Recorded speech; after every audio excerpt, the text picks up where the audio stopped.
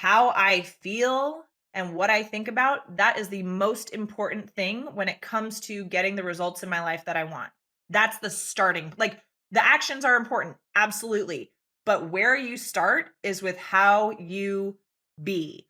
And so if you don't like what you have in your life, if you don't like your results, then that means you need to change how you be, how you think, how you feel, because then your actions are going to follow. When it comes to success, it's not a one-size-fits-all approach. The journey to the top is filled with roadblocks, bumps, and U-turns. And what better way to fast-track this venture than by learning from the best? Welcome to Breaking It Down with Yogin Patel. Well, Lauren, I'm really excited to have you on. I know you're the legend when it comes to PR and marketing. So, firstly, I just wanted to kind of bring you on and Thank you so much. I'm super excited to be here and chat with you about all the things. So thanks for having me. of course, of course. I guess I wanted to start with, your childhood. I know you kind of pivoted into advertising at some point, and I wanted to see like where that pivot was in that transition. So how was it, growing up in high school, going through college? Did you always know you wanted to become some professional in the advertising world? No, I did not always know that I wanted to head in that direction. I growing up, for most of my life, I wanted to be either an actress or a pop star or something famous, right? Yeah. Um and then there was a phase where I like wanted to be a doctor, but like mainly because they made a lot of money. Like this is like me, but me back then and stuff. And then in college, I ended up deciding what I wanted to major in based on the classes that were most exciting to me. So I didn't have like a dream job in mind or anything like that, but I had decided to go to a excellent private school in Santa Barbara and was looking through the the class book and everything and being like, "Ooh, that class sounds really cool. Ooh, this one sounds really cool. This one," and just circled everything that sparked my interest. And it just so happens that the majority of the classes fell into the communications major.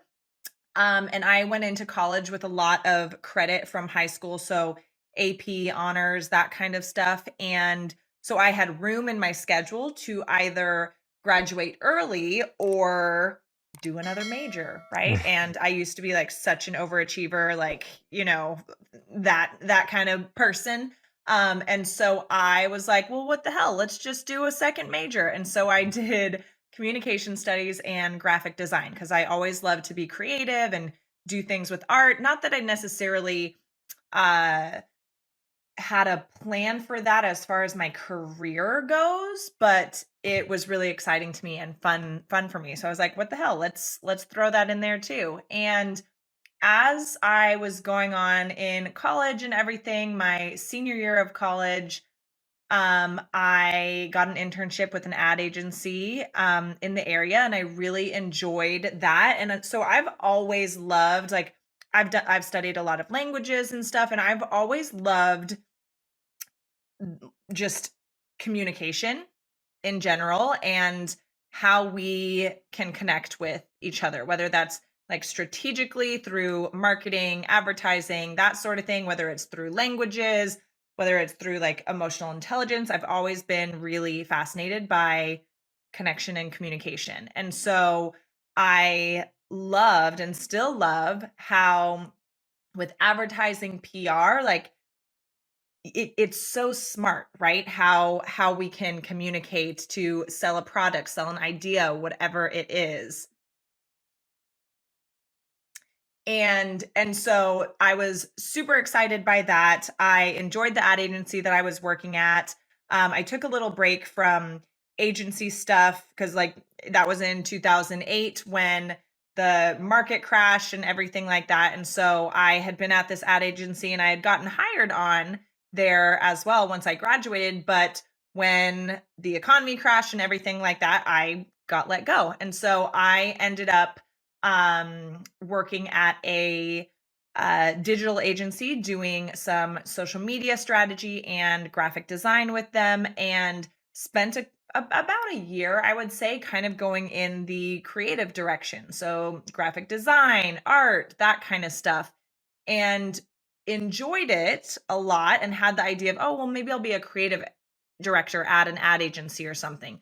But as I was going through that and actually working in more the art space, the creative space, realized, you know what, actually, I prefer being on the communications or like analytical side of things, like the ad side, the PR side. And so yeah, so I my last like job working for somebody else was at a public relations agency that specializes in crisis PR.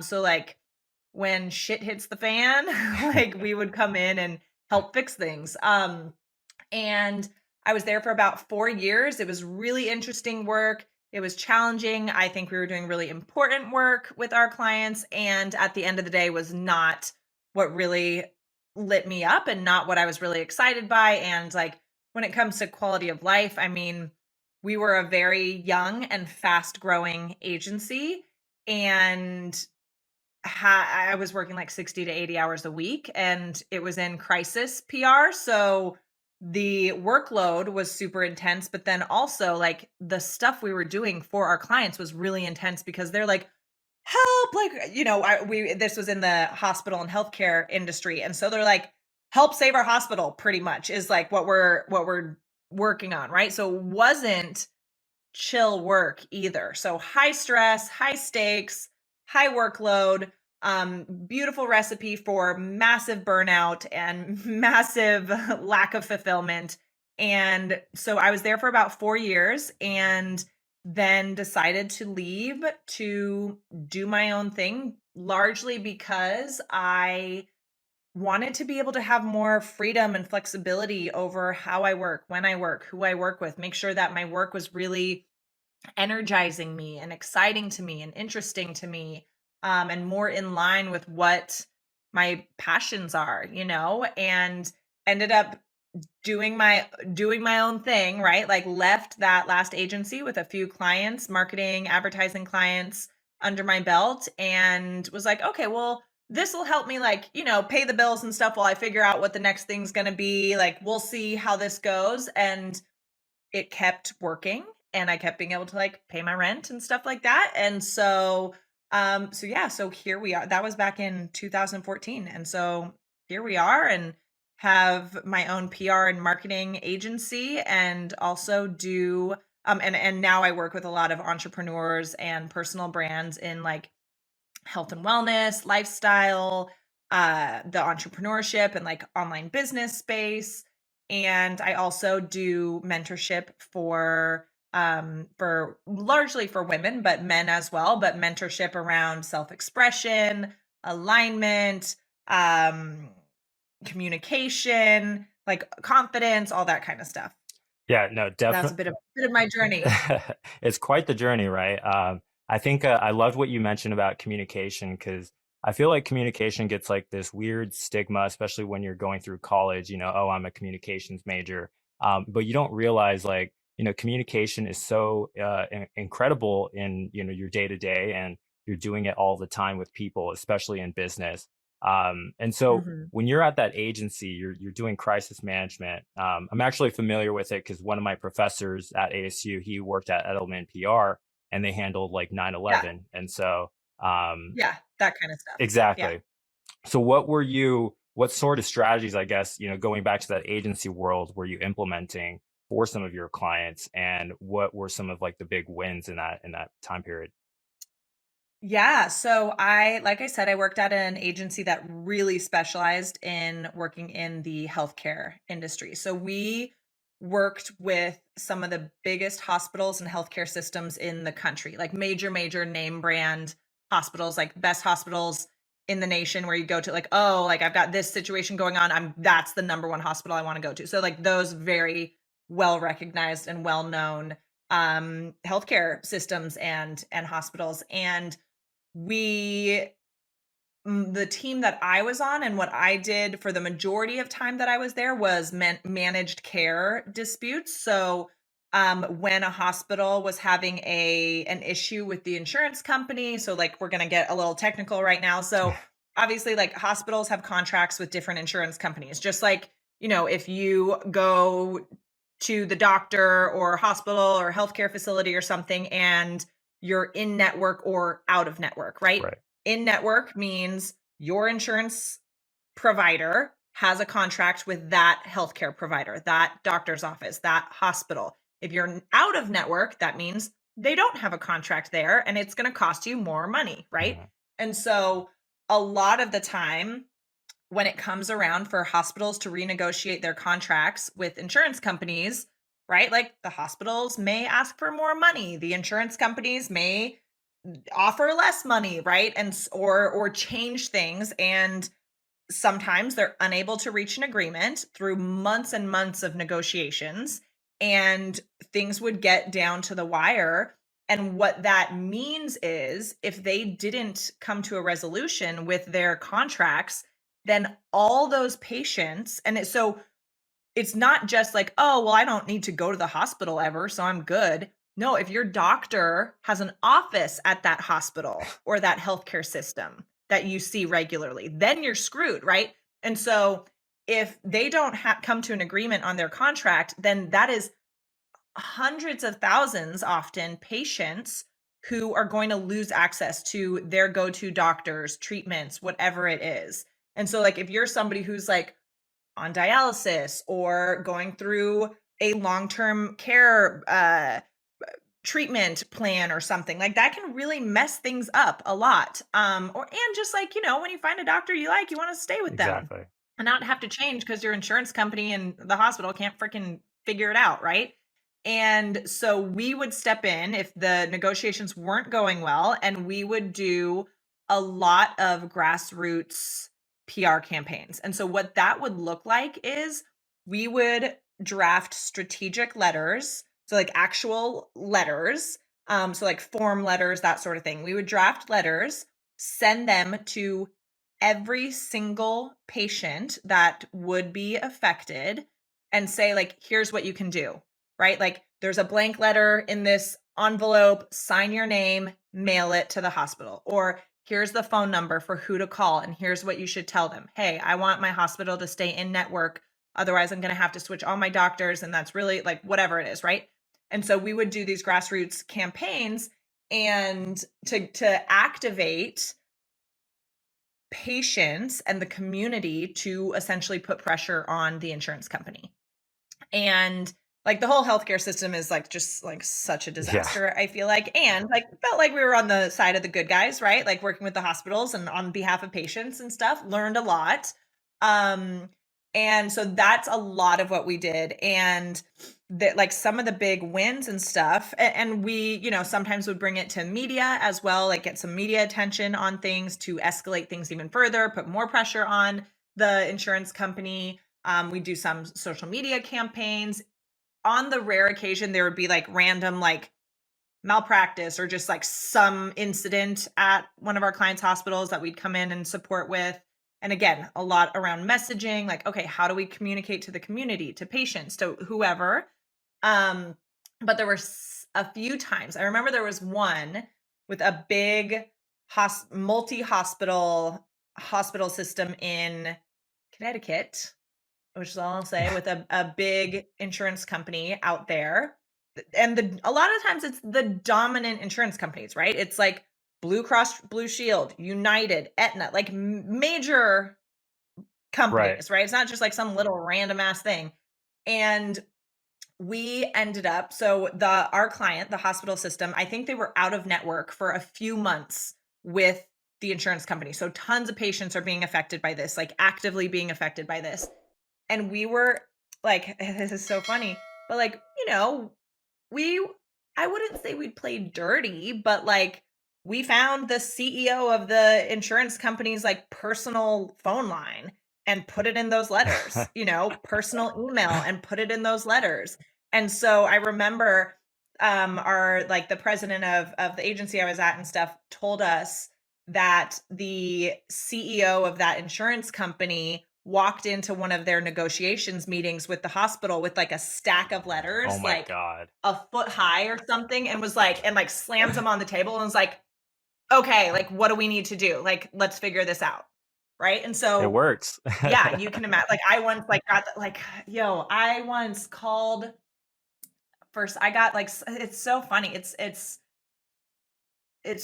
wild, like, what some of the stuff we would do. Like, I once called to try and get, like, a CEO's personal contact information, right? Because if they're not getting bugged by stuff, like, they don't really care that much, right? But if they're getting, like, to their personal email, their phone number, like, getting all those messages, that they'll be like, "Okay, what the hell is going on?" And I once called I was looking for a insurance company CEO's info, and I called, like, his college that he went to or something somewhere, and I was like, "Hey, I'm updating alumni records for like this like blah blah blah blah blah where so and so went to school. Could I get his direct phone number and email so that we can put it in the system?" "Yeah, sure." Oh my God. Right? Like, oh, Lots of yeah. So I can find like anything online. right? It's so funny because there's so Yeah. many holes in that system, but it's like, yeah, I mean, you can reach out to pretty much anyone nowadays and get their personal cell. And that's so interesting Yeah. because I would have never thought, such a grassroots way to get people's attention, and especially in PR, right? You would think like the major Yeah. campaigns, the billboard, the commercials, but things like this do work.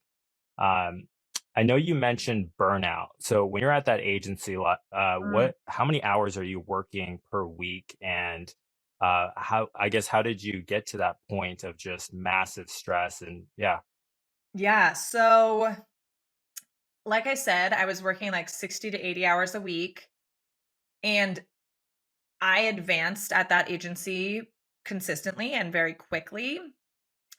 So more responsibility, like promotions, that kind of stuff, more workload. And I also used to be very much a workaholic, very much found my worth and like identity in how much I was working, how good did everything look on the outside, how much was I achieving, right? And so that's such a like, oh, well, it's never enough. So I'm just going to work more, work harder, right? Like prove myself sort of thing. And so I had really bad boundaries around like managing that kind of balance for myself. Not anymore, thankfully, but yeah, I was working like 60 to 80 hours a week. I would come in usually on the weekend to like get caught up or like get ahead before the week started, which was never made a difference at all. Um and when I started at that last agency, I was the seventh employee hired. And by the time I left 4 years later, we had about 35 or 40 employees and two offices. And so being involved in like helping grow a company is really exciting, right? And that often also means you're wearing many hats, right? And you've got this like, oh, we're family, which like I'm gonna be real, unless you're a stakeholder or you've got equity or you're a part owner, you're not fucking. Oh, can I say this? Can I yeah, swear? Sorry. I'm like, yeah, you're not family, right? Like you're still an employee. So that kind of stuff, like don't fall for it. Like no matter how much they make you feel, like yeah. And so like that whole like, oh, we're in it together, family, this sort of thing, like that's great.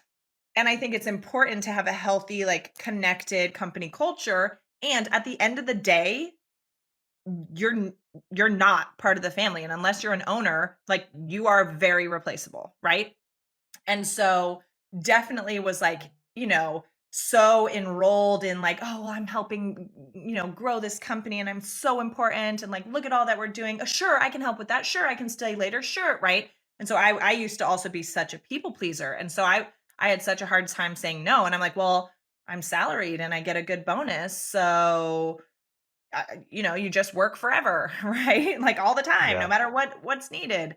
So yeah, so how I used to be was not a good it's a great fit for working my ass off, right? And giving a ton of time and energy to that company, but it was also like a perfect recipe for me to just like burn myself out and be so stressed and unfulfilled because I had such bad boundaries around how much I was working and everything like that. And I would say now, like it took me a couple years to figure that out once I started my own business, but like 2020, 2021, I probably on average don't work more than 20 hours a week now and I make way more money than I used to. Which is I I love prefer that. it that way. It's like way nicer. Hell yeah, of course. Yeah. Where do you think you got that discipline and work ethic? Do you think it came, just growing up, being around high achievers? Yeah. I think several things and I think there's two ways to look at it. I think for one, like it came largely as like the like overachiever thing, perfectionist thing, people pleasing thing was kind of a adaptation, a way to cope or handle um not trauma, I would say that's like too heavy of a word, but like feeling like I wasn't enough just on my own, right? Because I'm like, oh, well, I have to make sure I'm the best at everything, that I'm doing every sport, that I'm doing music, that I get straight A's. I have to do all this stuff so that I'm like perfect and important and worthy, right? So a lot of that for a long time came from a really like unhealthy place. And oftentimes like why we keep going in that kind of way, even if it's like, well, I'm unhappy, I'm exhausted, I'm stressed, I'm burnt out, I'm not fulfilled. Like, so why am I still doing that? Like, why don't I change how I'm doing things? It's because we get so many great things out of it, right? Like, so many accomplishments. My resume was like really impressive. I got paid well. Like, I look really good on paper. I can shop whenever I want, like all that kind of stuff, right? Like, I'm so impressive. And so we get these rewards when maybe like what we're doing is not really like that effective or that the way that we want to be living our life, but we get rewards from it. So we keep going that way. So a lot of that was from my own like feeling like I wasn't enough, which, isn't a healthy way of taking action, if you will, right? Like that's not why you should go be really focused, determined, like all that kind of stuff, right? Because no matter what you do, you'll still never feel like enough, right? No matter how many accomplishments, how much success, like you're like, well, shit, that job, that paycheck, I still don't feel like I've arrived, right? And and so a lot of it came from that sort of thing. Um, but then I would say, like, from a healthy standpoint too, I grew up playing sports. I have siblings. My parents always taught us that we could like one, that it's important to work hard and to focus and to set goals, achieve goals, all of that. So that was absolutely a priority in our family. And always taught us that like, we could do anything, be anything, right? And so that I think a lot also came from how I was raised and yeah, being encouraged to set goals and be a high achiever as well and be focused and stuff. But a lot of it, I think a lot of it I would say was connected to sports. I was a soccer player for a really long time and then also yeah, and school stuff. So nowadays, how are you balancing everything? Because I noticed that, you're obviously like a PR and marketing consultant. I also noticed that you provide dating advice and, you have your own podcast as well. So how has that kind of played into your current day? Yeah. So great question. So I have done a lot of work over the last, I'd say like 5 years to figure out that like self-worth thing, right? Like not still setting goals and achieving and having success and all of that, but not having how I feel about myself be dependent on that, right? Being like, okay, I can have a low month or a crazy high month, and I don't think any less of myself as a result, right? And so a lot of inner work, like as cliche as it might sound, right? Like a lot of that like inner work, spiritual work, um like looking at why I'm wired that way, why I show up, think that way, act that way, whatever it is, and then like doing the healing, whatever needed to do to kind of like get things more into alignment. And so I've spent a lot of time and energy the last several years figuring out how to balance that out. And a lot of it for me was now I'm going to talk about like some of the like fluffier things, which is something I teach on too, but like masculine and feminine energy. So men and women, we all have masculine energy and feminine energy. And masculine energy is more the like achieving, competitive. It's more the like forward action type of energy, all of that. And that's amazing. Feminine energy is more the like receiving energy, being instead of taking action, more emotion, more intuition versus logic, where logic is the masculine. And we all have like our own unique balance of both masculine and feminine, right? I used to be super stuck in my masculine, right? Just always competitive, achieving, like prove myself, action, action, do, do, do, do, do. And when I started to like work on trusting my feminine energy more, relaxing into my feminine energy more, like learning what that even was, I started to feel a lot differently and a lot better, and started having so many more of the results that I wanted come into my life much easier. And yeah, so a lot of that balance, like I said, is like radical self-awareness. So really understanding yourself and why you think and act the way that you do. Um Understanding like, okay, well, if I'm here now, but I want to get to here, what's in the gap, right? Like what's missing, what needs to be changed, removed, added, whatever it is. Um yeah, but it's a lot more the inner work, to be perfectly honest, like the heart and soul stuff, way less than like, oh, well, I just need to do something differently. No, it's like, oh, I need to learn how to be a completely different version of myself. Can you talk about some of the actual work that you did in developing that awareness, whether it's exercises, classes, Yeah. specific, therapists, and maybe advice that they've given you over the years? Because I feel like people can all kind of benefit from self awareness. So yeah, Oh yeah. Yes. So I actually in 2018 went through a transformational leadership program, training program, which has a huge emphasis on emotional intelligence. I'm actually currently a coach in that program. I just jumped in like 2 months ago to be a coach in that program. wow. And tomorrow I fly out to Austin for one of our in person coaching weekends. That was one of the most impactful experience of my entire life, one of the most transformational things I've ever done, and it's through an organization called Ascension Leadership Academy. And everyone who's listening, like feel free to slide into my DMs, ask me about it, happy to share about my experience.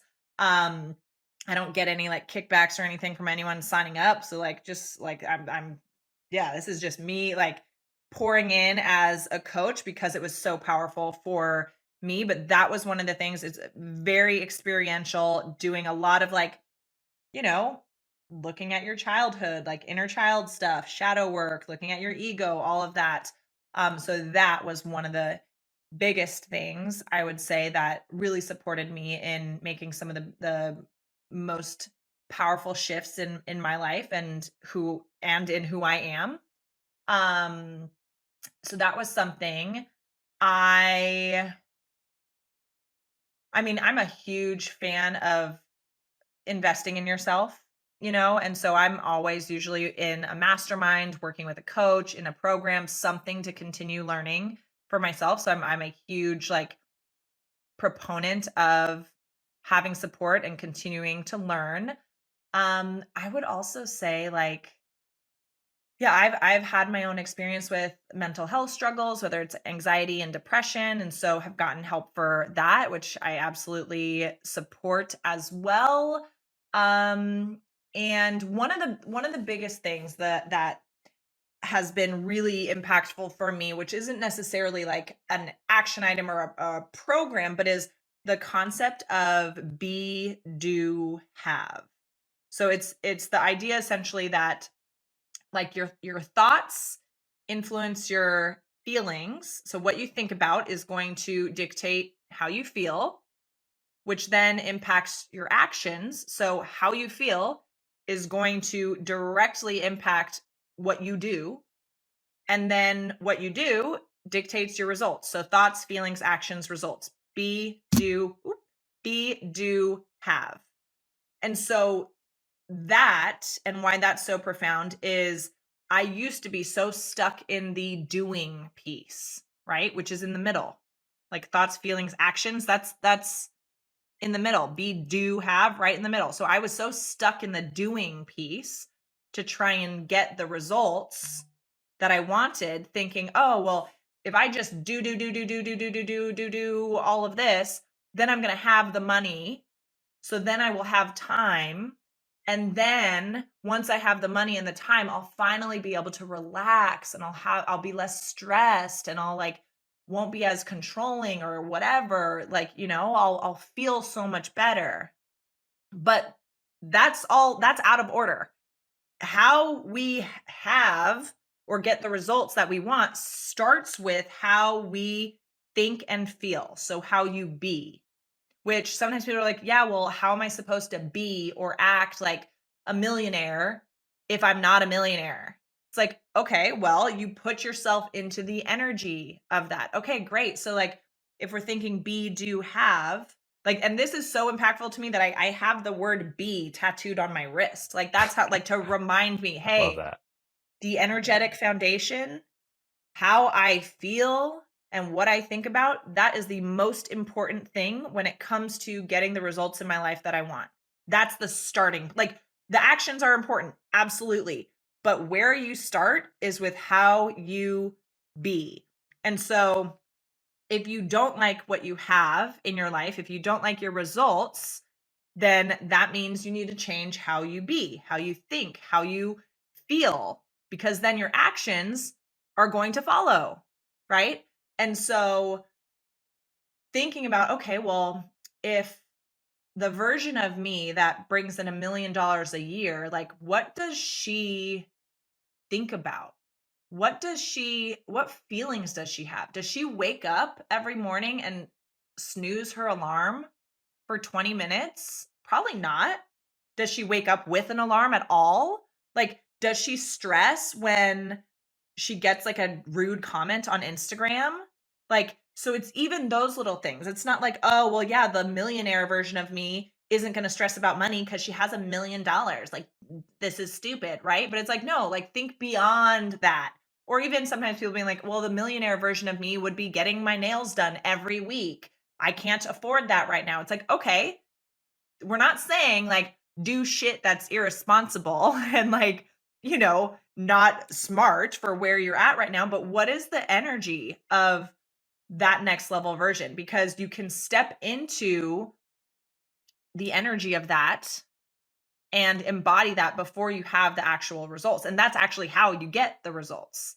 And so like when it comes to abundance, so whether it's about making a lot of money, when it comes to abundance, like that's an energy, that's a feeling, that's a vibe, if you will. And so how can you think and feel and be that next level version of yourself before you're there? So that was one of the biggest things for me in um really shifting that balance in my life, and it was a hard lesson to learn. It took a lot of practice, but being like, okay, then like, yeah, what does that next level version of me, like what is she how does she wake up? What does her day look like? Okay, so I'm not there yet, but how can I pull pieces of that into my daily life now? I think a lot of what you're mentioning also comes down to like your day-to-day habits. I read this book, Atomic Mhm. Habits, and he talks a lot about Yeah, identity shift, right? And similar to what you're saying is you really have to think of that person, the identity that you want to become, and start acting in those ways. And um, yeah, it's absolutely. really interesting. I mean, how do you find yourself these days grounding yourself? Because, it's easy to have these concepts and like, hey, you have to remember you want to be this person. But, in those moments of, you get a negative comment or, something at work happens, how do you just find yourself kind of coming back to your, original identity that you're trying to be? Yeah. Such a good question. Um, I have a lot of tools. So I've been I've been a little like I'm gonna be real, a little inconsistent the past month with some of them. Um, which like I had a really intense month of February, like major curveballs, like just like completely not did not go how it was expected. And that's perfect, right? Like that it went how it was supposed to, even if it wasn't my plan, Right. like and like when things aren't going according to plan, I think that's especially when you should be consistent with your shit that keeps you grounded. So like, I know, I know these things. Anyway, but what I have so I have several tools. I like to start my morning with me. And this is coming from someone who used to like alarm would go off and I'd open up my phone and start checking my email and be like, I have no time to do anything. I have to just get right into work. And like I used to think like having 5 minutes to like meditate was too long, too much. No, I don't have time for that. And now I like take like an hour sometimes in the morning, 2 hours even. Um, and so I start my mornings with me and I have like different tools that will support me in getting really grounded. I have so Joe Dispenza talks about mind movies a lot where it's kind of like a movie trailer of your goals set as affirmations. So I have this like I think it's like a 10-minute video that I made, like a slideshow basically of my goals and intentions, business, personal life, family, relationships, like all that. And it has pictures and then like text over it. So it could be like, um, I let's say like I've met my future husband, right? Like that could be one for somebody. Like I've met my future husband, or I've met my husband, future husband, and he is da da da da da da da da da da, da, right? So saying these things as if they've already happened. Or it could be like, "Oh, I made $1,000,000 this year," right? So saying these things as if they've already happened. I have it with text so I can see the words. And then if it's a money one, right, there might be like money in the background or something. And I also did voiceover on it so I can hear myself saying that as if it's already been achieved. And so I watch that lately, not as consistently, but typically watch it first thing when I wake up and right before I go to bed, because that's when our brain is more susceptible to persuasion, if you will, when we're in those early morning and right before bed brainwaves. And so that's when we're going to lock in those kinds of messages more into our subconscious. And obviously, just like watching something like that, hearing it, that doesn't make the changes. But the more we hear that message, the more that's going to feel real in our body. And the more we're going to be inclined to take the actions to make that happen. Right. And so that's one of the things that I do.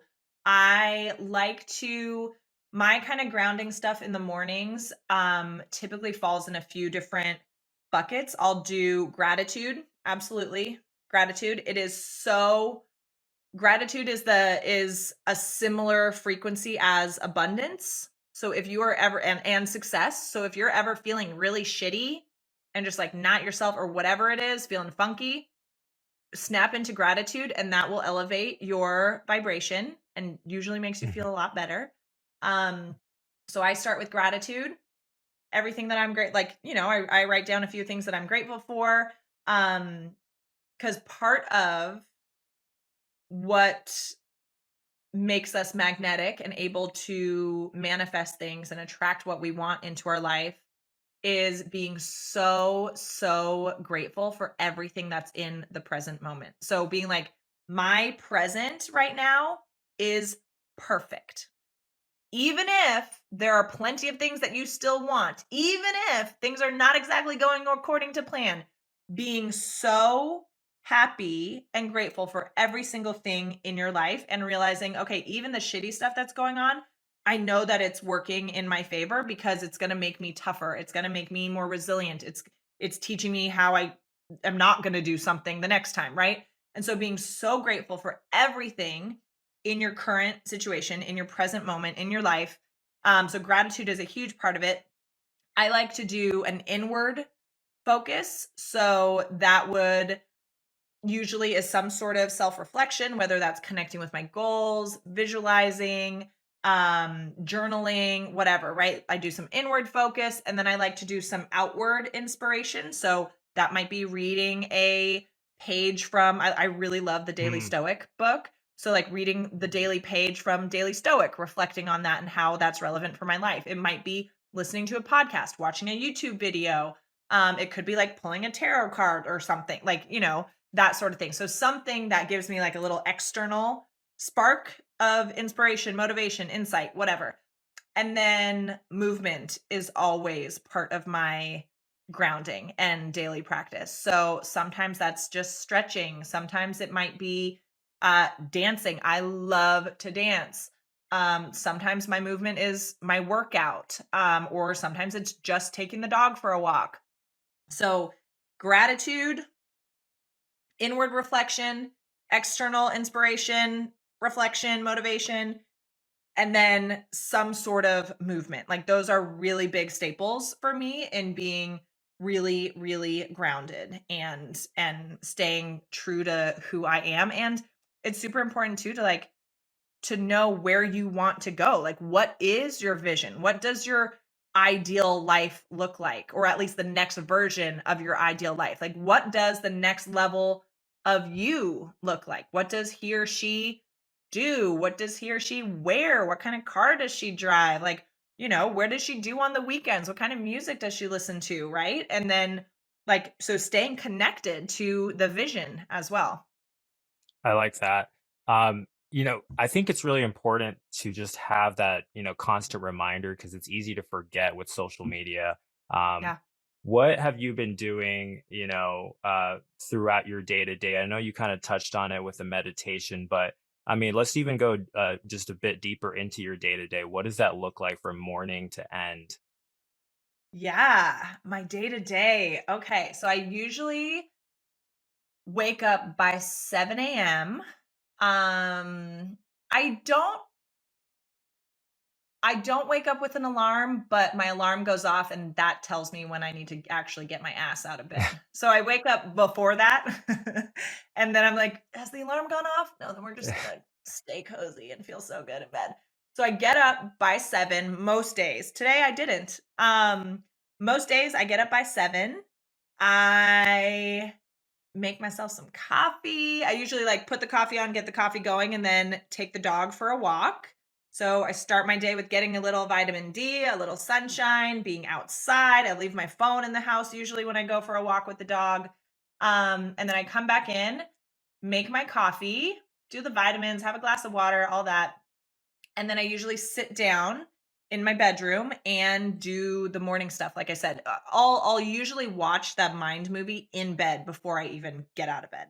Mm. Sometimes I just like lay there and listen to it, whatever. So yeah, walk the dog, come back, and I like sit on the floor in my bedroom. Like I love my room. It's such good energy and vibes, and I'll do whatever I feel like is gonna support me most effectively for that day, given what I want to accomplish in the day, how I want to show up that day. Um, and then lately it kind of depends. I like to end my workday around 4 or 5 p.m. And I also love to work out. And so sometimes I'll work out like 8 a.m. to 9:30 or so and then come home, shower, have a snack, and then I'll work like maybe 10 to 4 or 5. Um, sometimes if I'm not feeling as focused, because sometimes I'll like do my workout in the morning and I come home and I'm like, I don't feel like working at all. And I'm like, oh, if we're doing that, then we don't get a workout until the end of the day to make sure all the work gets done, right? And so yeah, so I play with my workout time, but usually it's either like 8 a.m. or at like 3 p.m. or something. So I pretty much I work out usually like 5 days a week, I would say. But yeah, I don't spend super long days in the office. I'm literally in the office right now. Um, Usually like 2 to 3 hour work blocks, maybe take a little break, maybe walk the dog, maybe go do my workout, whatever it is. And typically call it a day around 5 p.m. Though I will say Monday, Tuesday, Wednesday, those are my busy days. So I try and work the most Monday, Tuesday, Wednesday. Thursdays, I typically reserve for podcast interviews. So whether that's me being interviewed by somebody else or me interviewing other people, Thursdays is usually podcast day. And then Fridays are typically, I don't have any standing meetings on Fridays because I want the opportunity to like take Friday off if I want. And then I also use Friday kind of as that overflow day. Okay, what did not get done Monday, Tuesday, Wednesday, Thursday that now we have time on Friday to kind of close these loops and like finish things up. That's usually what my weeks look like. Yeah, I like start, I get like 8 hours of sleep a night. I take the weekends off pretty much always. Yeah. Yeah, Which I yeah. used to not do. Even early in starting in my business, I used to never take the weekends off. Early on, I know you mentioned boundaries, and you going through your day to day really reminded me of that. So, how have you set your boundaries up now as like an entrepreneur and working for yourself, and Yeah. making sure client requests are not creeping into your personal time? Yeah. I don't take phone calls before 11 a.m. Pacific time unless absolutely necessary. So I like to have, like I said, I like to have my mornings to myself. Usually I get my workout before then. Um, Though, like I said, I'm kind of playing with the idea of like having I would love to be done working by like 1 p.m. So I'm playing with like maybe I do all my work in the Right. morning and then work out later. But yeah, I normally no calls before 11 a.m. I typically Mondays are my like CEO days. So that is delegating, planning the week, like check-ins, all that kind of stuff, like very quick tasks. Um, and like a lot of like cross things off the list, like, management type stuff. And then Tuesdays are usually deeper work. Um, Wednesdays are usually a lot of coaching calls, client calls, that sort of thing. Um, but yeah, I don't no calls before 11 a.m., no calls after 5 p.m. typically. Nothing scheduled on the weekends. Um, I have my team handle a lot of my emails and stuff like that so that I don't have to be in the thick of all the email, which feels really good. Um, Yeah. And with programs, like, because I've got all my PR stuff going on, but then I also do like have pop-up programs, mentorship programs, that sort of thing that I do. And so with that, I'm really clear too, like, hey, here are the expectations. Like any questions, like you posted in the group here. Don't reach out to me directly because I may not get to it. Like, here's the hub for, if this isn't a one-on-one program, then you don't get that one-on-one time. So I get really specific too with my clients for like what the boundaries are and like how they will also get the most out of it.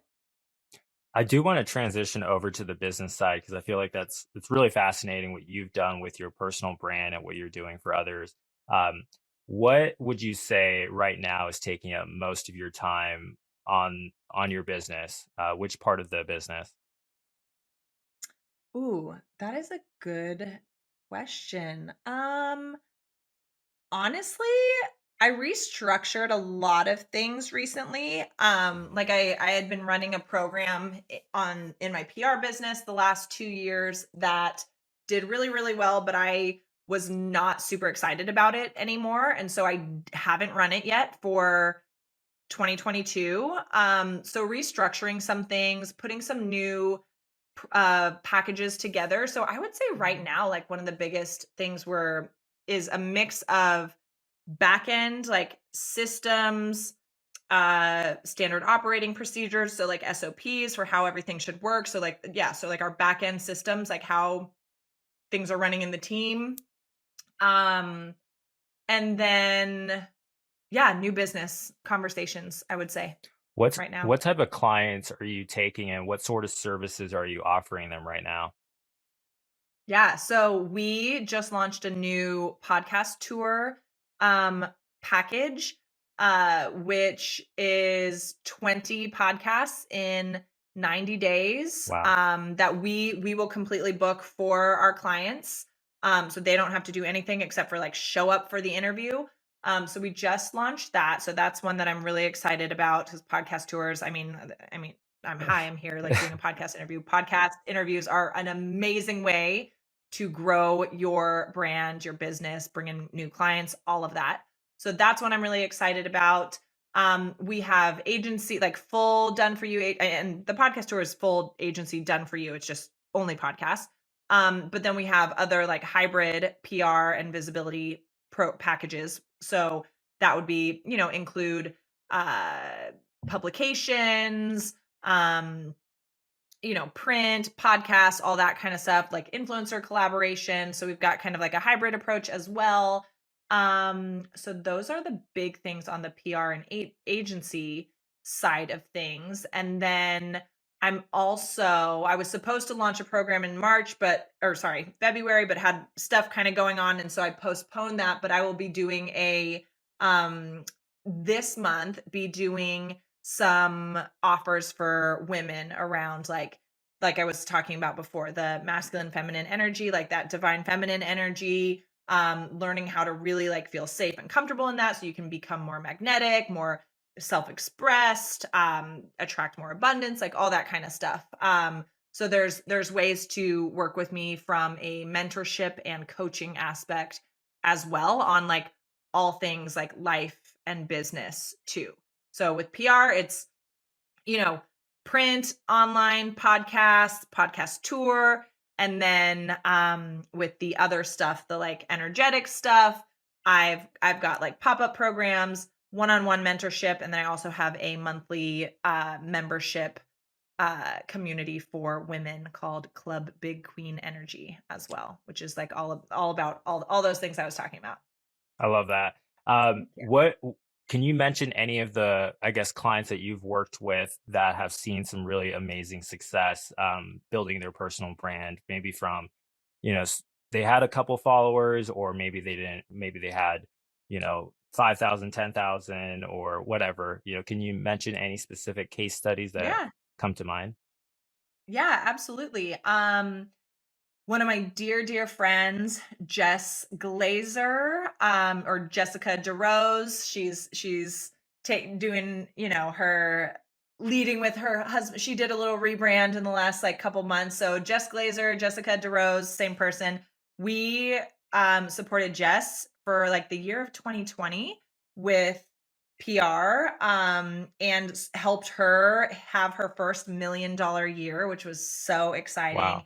She got into Wall Street Journal and like so many other major publications, which was really, really amazing. And like when you get to do that with one of your dear friends, it's so special. So Jess Glazer, we've done PR for Chris Harder as well, for Lori Harder. So Chris and Lori are dear friends and have both been mentors of mine. And it's so fun that they've also been clients of mine as well. So Lori Harder with her event, The Bliss Project, with her book, A Tribe Called Bliss, supported her with getting that on bestsellers lists, with selling out events.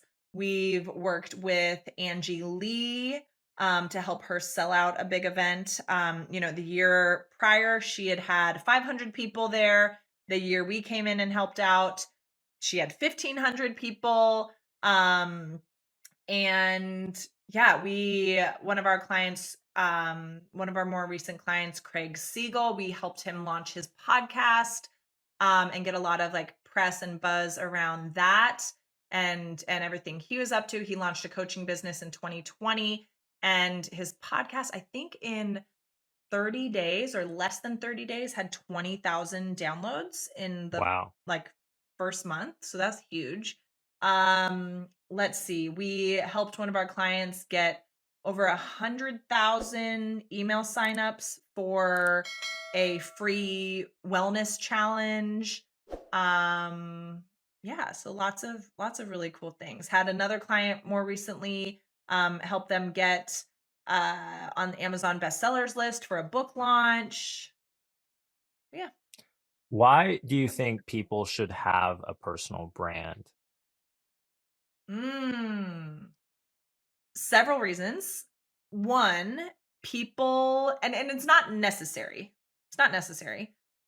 But when with a personal brand, people like to buy from people that they know, like, and trust, right?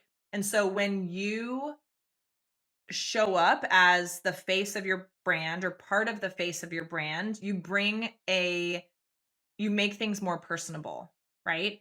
And people are able to connect with you better. It's not just some like random logo and brand that you don't really like, there isn't necessarily life behind. And so when you have a personal brand, like it brings so much life to what you're doing. And people can see and feel the human behind whatever's going on because right like we spend so much time on social media, and I run so much of my business through social media, which is amazing, but I think sometimes we forget that there's real people, behind there, and we're here to connect. And so it helps bring that humanizing element into things. And um yeah, so that's one of the reasons. It boosts that know, like, and trust factor.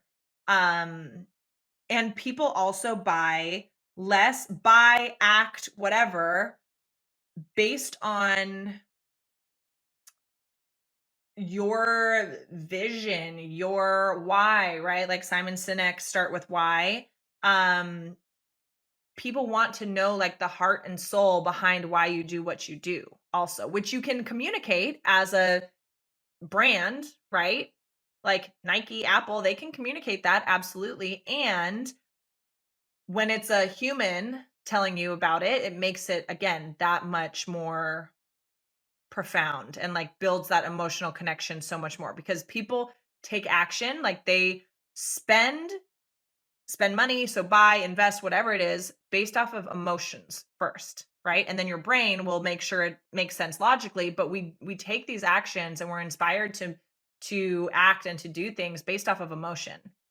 And having a personal brand and that human connection element pulls that emotion piece out of it more effectively, I think, a lot of the time. Um What else? I mean, these days too, with being so on social media, especially the last couple years, with us being so on our computers, on our phones, like all that, like people are craving like human connection so badly these days. So having a personal brand and like showing that you're a human goes a long way too. People want that authenticity and that like real human connection piece. What are some ways people can actually build a personal brand in today's environment? Obviously, there's social media Mm. platforms, but what have you seen be the most effective for your clients? Yeah. So a few things I would say consistency. So consistency with how you show up, how much you're posting, whatever it is.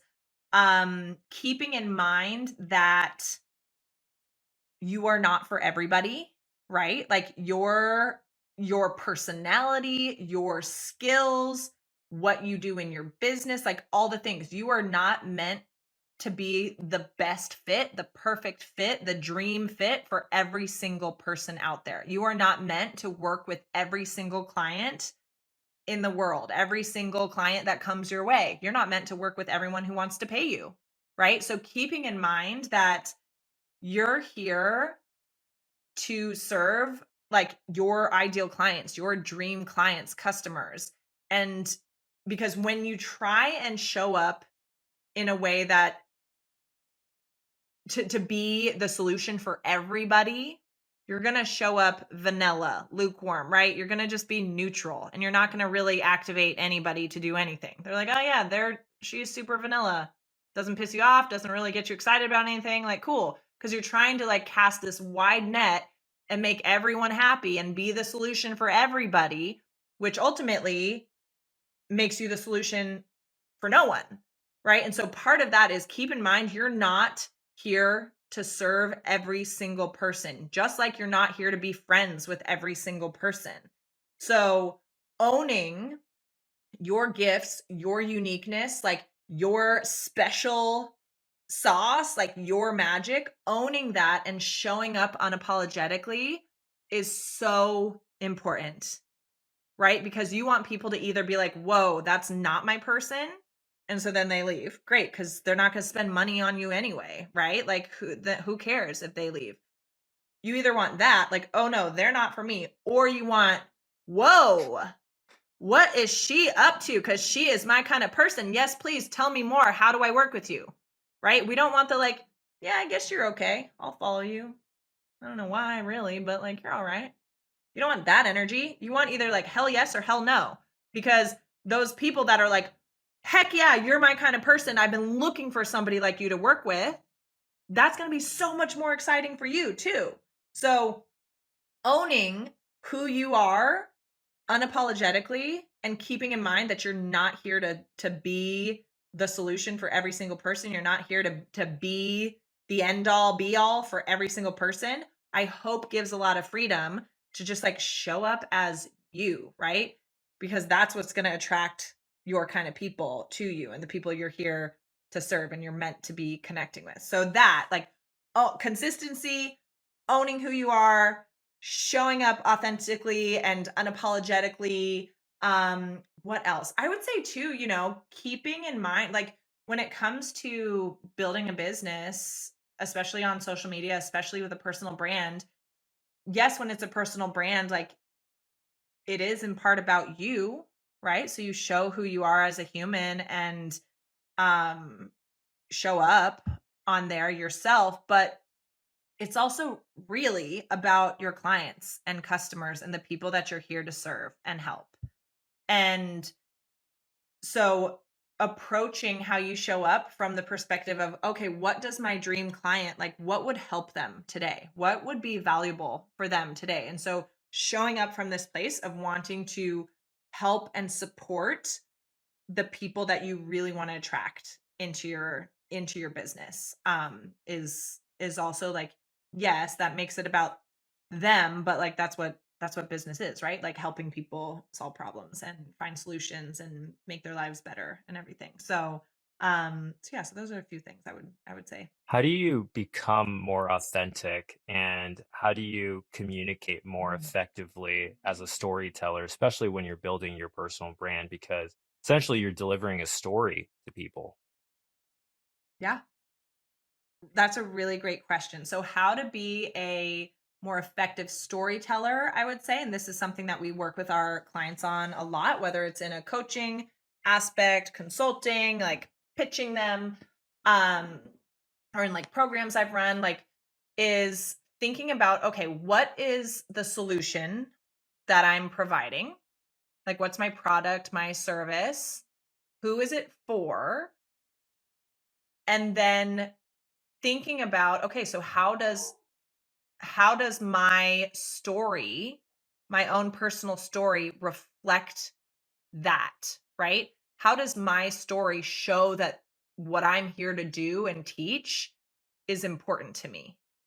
And because you don't have to tell your entire life story, right? So for me, for example, with the part of why I am so passionate about working with women, right, in my mentorship stuff around the like overachieving, worthiness, self-expression, like people pleasing stuff is because I was like that for so long.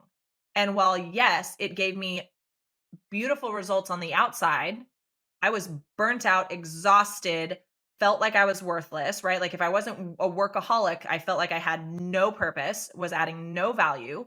And all of that also, like a lot of that, and not being fully authentic, not trusting myself led me to marry somebody who was a great man, but not the right fit for me. We were together for 10 years, married for 5. I got divorced in 2020. Had I known myself better, trusted myself better, all of that, had I been able to listen to my intuition and show up more authentically, I maybe wouldn't have gone down that path, right? And I love who I am and learned so many lessons and everything like that. So I don't like think of it as a mistake, right? And like learned a lot of lessons the hard way. So like why I'm so passionate about working with women and what I do with self-expression, authenticity, all of that is so that other women don't have to learn it quite so hard either, you know? And so finding, right, the pieces of your story that connect with what you are selling, right? How you're helping people, how you're supporting people, and pulling out those anecdotes. So that for being effective storyteller and remembering too, like it's about evoking emotion and I have plenty of like emotional examples I can share and stuff like that, but we don't need to get into it there. But yeah, that's one for like sharing your story. But as far as showing up more authentically, honestly, several things. So be radical honesty with yourself. So taking a look at your life and being like, okay, what's working? Great, do more of that.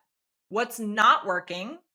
Okay, do less of that or whatever that thing is, eliminate it from your life, right? Like part of that for me was getting a divorce. What's not working? My marriage, right? My relationship not working. So being radically honest with yourself, what's working, what's not working, what doesn't feel good, right? Why doesn't it feel good? And getting into alignment, right? Like, so radical honesty is kind of the first piece, getting into alignment, which means like your values, what matters to you, the how you think, how you act, what you do, that's all in line with what you say is important to you and your values and with where you want to go, right? So getting into alignment. Because when you're in alignment, you're going to show up as that's when you're most authentic to you and you're going to show up more authentically when you're in alignment. And honestly, like giving less fucks about what other people So think. true. That's a huge part of it. And knowing too, like, yeah, because one, like other people, like if it's a comment on Instagram or something like that, like when somebody's like doing bullshit, it's so much more about them than it is about you. Right? Even if they're like talking trash to you about something you posted or whatever it is, it's like, okay, I triggered you for some reason, but that's your problem, right? Like you getting all bent out of shape over what I said, like it's not about me. It's about whatever like you haven't dealt with on your end, right? And so remembering like people have their own shit going on and they're doing their own experience and doing the best they can with the tools that they have. And like, so other people's thoughts and feelings and like what they do, it's not really about you. It's more about them. And of course, like, we can go deeper with that. It's like, oh, okay, well, what are you activating them? Okay. Yeah. Anyway, but keeping that in mind. So like giving less shits about what other people think, because here's the thing, like you're gonna get people who don't like you no matter what. You're gonna get people who unfollow you no matter what. You're gonna get people who say crap no matter what, whether you're showing up as like this fake version of yourself or your full authentic self. So why not show up as you? Because you're gonna like people are gonna react either way, and it's a lot easier, I think, to like just be yourself than to like, oh well, what should I say? Oh my gosh, is it what if I say that? What if I say this? Should I say this? Should I say that? Well, what if I look like this? What if this looks bad? What if blah, blah, blah, blah, right? Like that takes so much work and energy and effort and right? So like showing up as yourself is so much easier. So giving less crap about what other people think and just like being you and being free. Yeah. And it's kind of one of those things you just kind of sometimes just got to say like, well, fuck it. Here we go. And No, it gets more comfortable as you keep going. 100%. No, I love that. I think it's really important to remind yourself, and you know, we're kind of getting towards the end of the podcast, and I definitely wanted to ask you one last question before we move on to the Yeah. rapid fire. Um, the question was, you've obviously mentioned, some failures in your personal life. What have been some failures in your business life, and how have you overcame them, and what was the approach? Yeah. Failures in business life. I would say, I mean, I've hired people in the past that weren't a good fit. I've invested in plenty of coaches and programs that I didn't fully commit to. So, like, oh, I'd be really excited for like a month of the program and then kind of fall off. So, like, I've done that, like gone through that, which is not the coach's fault, right? Like that's my shit. So with that is like, and one, I used to do a lot of programs or other things to be like, oh, because I didn't feel like I knew enough.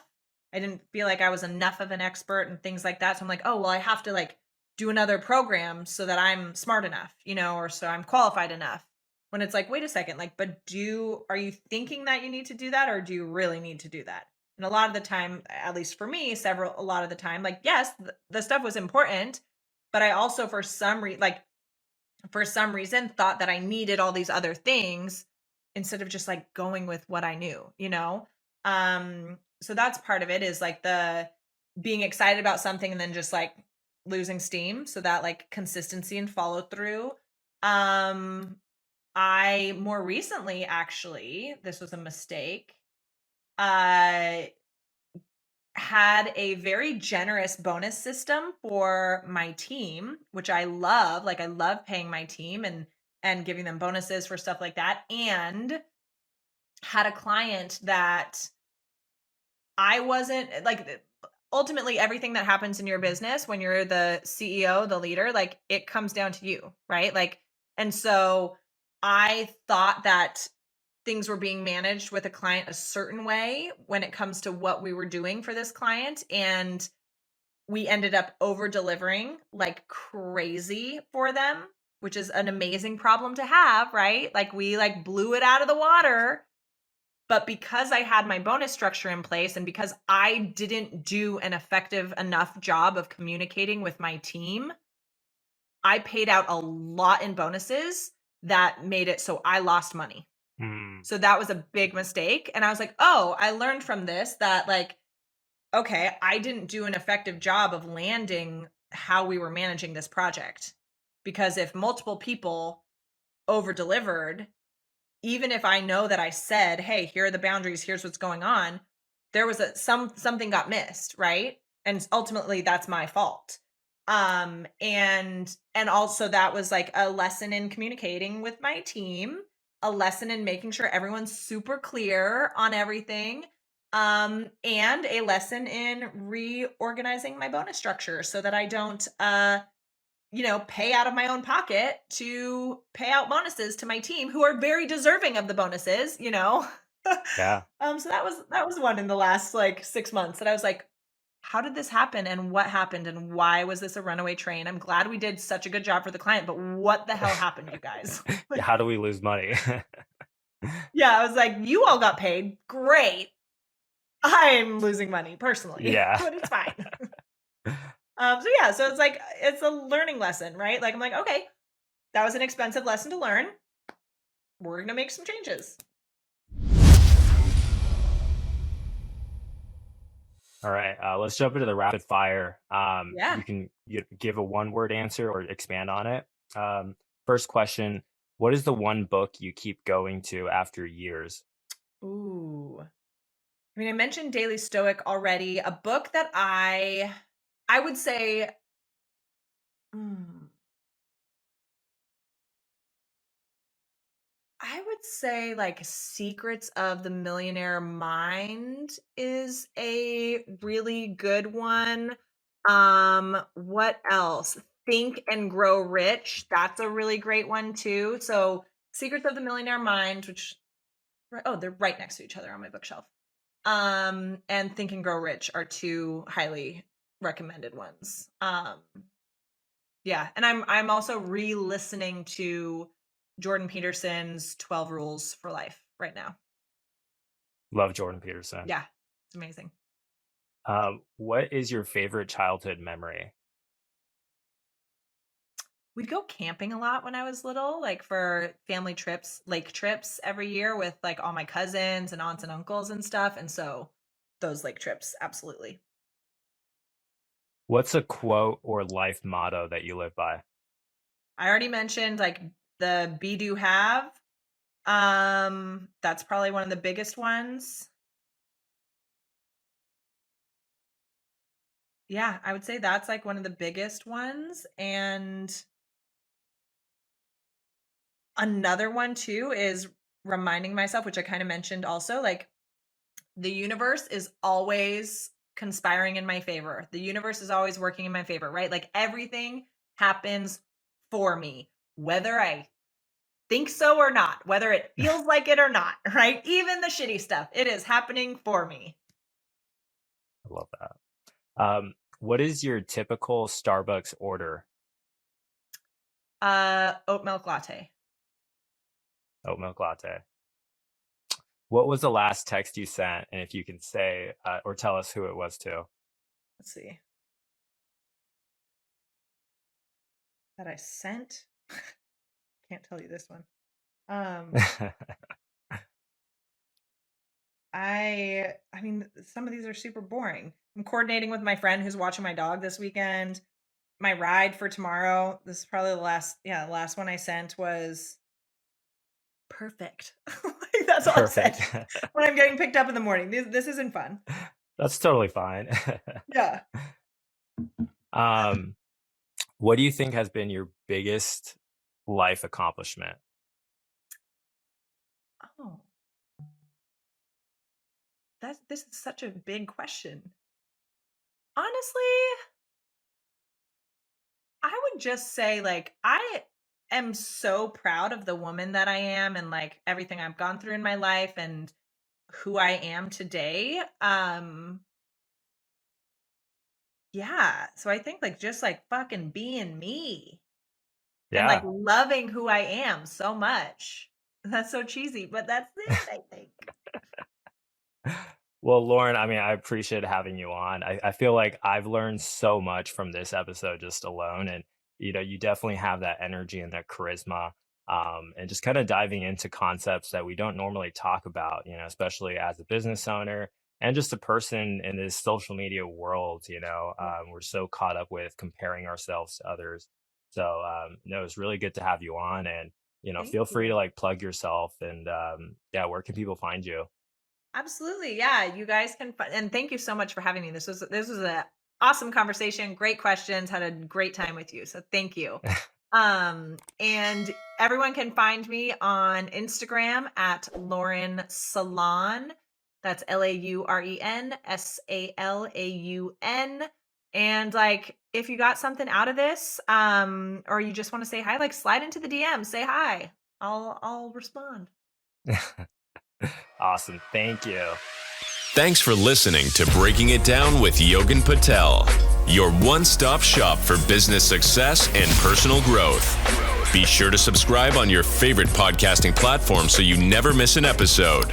Share with a friend if you found value in today's episode. And for more information or to connect with Yogin, subscribe to our newsletter and check out Yogin on Instagram and TikTok at Yogin Pat. We'll see you next time.